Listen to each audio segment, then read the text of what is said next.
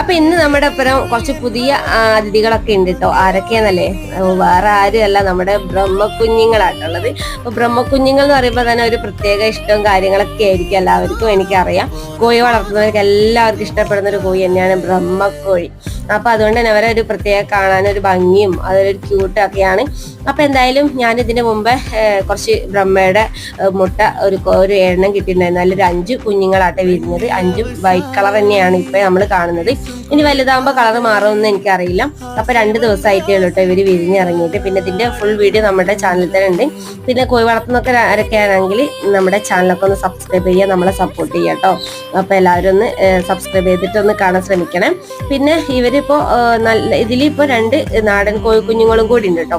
പിന്നെ 5 ബ്രഹ്മക്കോഴികളായിട്ടുള്ളത്. പിന്നെ നമ്മളെ സാധാ കോഴി മക്കളെക്കാട്ടും കുറച്ചും കൂടി ഒരു വെയിറ്റ് ഒക്കെ ഉണ്ട് കേട്ടോ ഇവര്. അപ്പൊ എന്തായാലും സപ്പോർട്ട് ചെയ്യണേ.